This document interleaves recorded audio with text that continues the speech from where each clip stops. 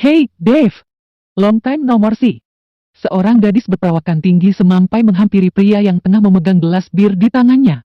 Sebuah sofa menjadi sandaran duduknya, menikmati hiruk-pikuk dentingan musik yang lumayan memekakkan telinga. Dave hanya menoleh sekilas pada gadis dengan stiletto tinggi yang melipat kakinya duduk meletakkan tubuhnya pada pria yang pandangannya masih tak fokus menikmati malam yang sudah berganti hari. Sudah lama di sini? Aku ada kabar buat kamu. Oh, lebih tepatnya buat kita berdua. Claire, aku sedang ingin sendiri saat ini. Dengan suara dingin, tanpa melihat ke wajah gadis dengan rambut pirang lurus itu, Dave menenggak minumannya sampai tak tersisa. Ada masalah? Cerita, dong. Kamu sibuk sekali akhir-akhir ini, aku sampai susah ingin menemuimu saja. Claire bergelayut manja, meletakkan kepalanya ke dada Dave yang masih belum menyambutnya. Claire, kalau ingin sendiri, jangan di tempat ini. Lihat. Claire menunjuk ke depan mereka saat ini. Banyak wanita yang ingin menemanimu minum. Tapi hanya aku yang berani mendekatimu. Dave membenarkan posisi duduknya, lalu mendorong pelan tubuh Claire yang menempel di badannya. Kamu tahu, Dave? Kakek nenekmu akan menjodohkan kita. Sudah dapat kabar? Dave jelas mengerutkan wajahnya melihat Claire, wanita yang berprofesi sebagai model profesional dengan bentuk tubuh mendekati sempurna. Heh, jodoh? Pria itu kemudian menggeser posisi duduknya, menjauhi Claire yang terus mengoceh. Ia memilih memainkan ponselnya. Aku dengar kabar kamu sedang ada masalah dengan keluarga Rus di antara. Apa benar, Dave? Bukan urusan kamu, Claire. Jawab Dave dingin, lagi-lagi tanpa menoleh. Kamu, sudah ngasih pelajaran ke dia? Cecat Claire lagi, hingga membuat Dave risih, lalu memilih beranjak saja dari wanita itu. Dave! Claire menghentakkan kakinya kesal, karena Dave malah cuek terhadapnya. Claire, stop! Don't cuss me! Sembur Dave saat bersamaan ponselnya berdering dari Steve, asistennya. Halo, apa? Polisi! Ibu! Rintih Nayara merasakan sekujur tubuhnya yang perih. Dicobanya menggerakkan anggota tubuh, namun seperti tak berdaya. Nayara terus merintih kesakitan. Samar terdengar suara yang pelan dan lemah di telinga Dave yang tertidur sembari duduk di sofa tunggu, dengan menumpukan kepala pada lengan. Pria itu terkesiap bangun, saat suara rintihan itu kembali terdengar. Refleks Dave membangunkan tubuhnya mendekati raga Nay dengan seragam rumah sakit warna birunya.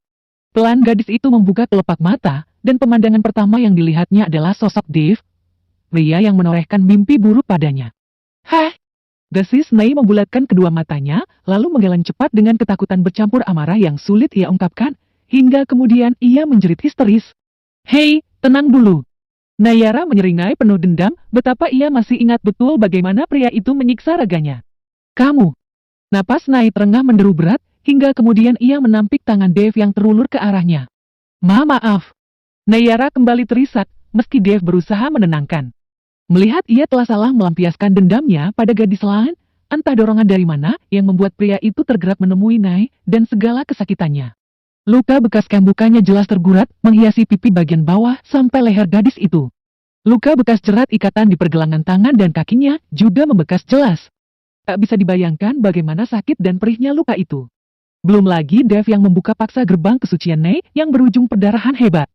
Pergi kamu, penjahat!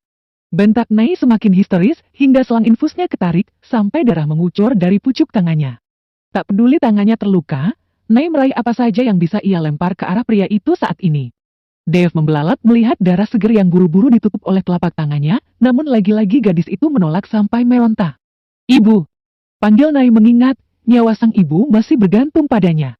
Ibu kamu! Pergi kamu, pria brengsek! Murka Nay, hingga pria itu tak mampu lagi menenangkan, dan terpaksa menekan tombol merah untuk memanggil tim medis, yang kemudian datang menenangkan, sekaligus meminta Dave keluar dulu dari kamar rawat ini. Bagaimana, Tuan Muda? Kasih pelajaran mereka yang tidak becus bekerja. Steve segera mengangguk, lalu menepi mengurusi para penculik bayaran yang melakukan kesalahan fatal saat bekerja, sampai polisi mengendus keberadaan mereka dari beberapa orang yang melapor saat mengetahui Nayara digelandang paksa waktu itu. Meriah sekali, mau ada acara apa, Oma? Dave menatap heran pada sang nenek yang berdandan lumayan formal malam ini. Dihubungi Oma tercintanya untuk pulang ke rumah keluarga, membuat pria itu tak berani menolak. Padahal ia sudah tinggal sendiri di sebuah pantos pribadi. Sudah pulang. Cepat, kamu mandi dulu. Baju ganti sudah Oma siapkan di kamar, kita akan pergi. Ke. Harlina Santoso mendorong tubuh cucunya ke kamar, tanpa bisa pria itu membantah. Setelan suite lengkap dengan dasi kupu-kupu sudah disiapkan rapi di kamar. Dan Dave menurut saja dengan pengaturan Harlina yang telah merawatnya sejak kecil itu. Ada apa lagi? Sudah jangan banyak pikiran, nanti naik lagi gulanya. Ucap Harlina menatap suaminya yang juga sudah rapi dengan setelan jasnya. Keluarga Rusdiantara meminta waktu bertemu. Mereka akan meminta maaf atas kelakuan anaknya yang sombong itu. Enak saja. Hardianto sampai memukul tepian kursi dengan tangan tuanya. Sudah merasa terancam, baru meminta maaf. Mereka itu sepertinya sudah gagal mendidik anak. Kasihan, anak cuma satu, tapi kelakuannya seperti itu. Harlina sampai geleng kepala sedikit geram, meski Dave sudah berhasil membuat olang perusahaan otomotif milik keluarga Rusdiantara yang sudah menghina cucunya itu. Mobil sedan mengkilap membawa Dave dan kedua kakek neneknya menuju sebuah restoran Italia di pusat kota Jakarta. Dari ambang pintu private room, restoran Dave sudah malas melanjutkan langkahnya. Heh, Claire. Kenapa, Dave? Kalian sudah dekat, kan? Dave menggeleng malas. Tidak, Oma. Silakan bicara soal hubungan bisnis. Dodohan, Oma akan kecewa malam ini. Dave, sampai kapan kamu akan terus melajang? Bentak Harlina dengan rahang menggetak. Hardianto dan Harlina terpaksa menelan kekecewaan kembali malam ini lantaran gagal menjodohkan cucu mereka entah sudah keberapa kalinya. Bahkan terhadap Claire yang hampir tanpa celah saja Dave menolak. Keesokan harinya, Davka Digdaya Hardiputra kembali menjelma menjadi seorang pemimpin perusahaan yang gagah dan terlihat sempurna. Sebuah perusahaan manufaktur otomotif yang dibangun Hardianto Santoso, lalu diteruskan oleh Lokman Hardi ayahanda Dave yang meninggal di usia masih sangat muda. Kini Dave yang baru menginjak 30 tahun harus menjadi penopang kerajaan bisnisnya sejak usia muda menggantikan sang ayah. Didikan Hardianto yang kemudian merawatnya menjadikan Dave muda sangat keras hati dan hampir tanpa belas kasihan meski Harlina sudah mengimbanginya dengan kasih sayang. Permisi, Pak Davka. Ada Bapak Herdi ingin menemui Anda. Ucap sekretaris saat Dave tengah sibuk dengan pekerjaannya. Pria itu mendongak dan sang kakek sudah berdiri dengan tongkat kayunya. Opa, tumben ke perusahaan. Dave, ada yang ingin Opa bicarakan. Kamu sulit sekali dihubungi, sampai Opa harus kesini sendiri. Pria itu kemudian memapah membantu sang kakek untuk duduk, namun Hardianto menampiknya. Pria tua itu akhirnya bisa duduk sendiri dengan masih menegakkan tongkat kayunya. Ada berapa pertemuan hari ini? Hari ini ada beberapa, Opa. Rencana ekspor ratusan unit lagi dalam waktu dekat. Pengembangan sirkuit di Sentul sudah tahap akhir.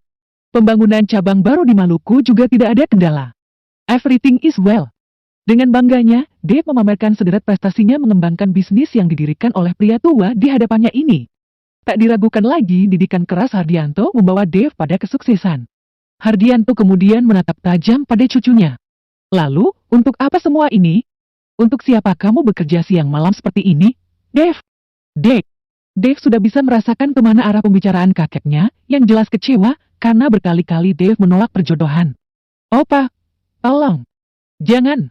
Opa dan Oma, kamu sudah tua. Dave, sampai kapan kamu hanya bersenang-senang dengan wanita tanpa hubungan yang jelas? Pria 75 tahun itu menghentakkan tongkatnya ke permukaan lantai. Dave tak berkutik. Membayangkan akan berumah tangga saja sudah membuat otaknya akan meledak. Hardianto pun tak ingin tekanan darahnya naik menghadapi Dave yang sulit diatur pertatu itu. Ia memilih beranjak dengan kemarahan. Jangan panggil Opa lagi sebelum kamu bisa memberikan generasi penerus untuk keluarga dan perusahaan ini. Keempat, trauma masa lalu.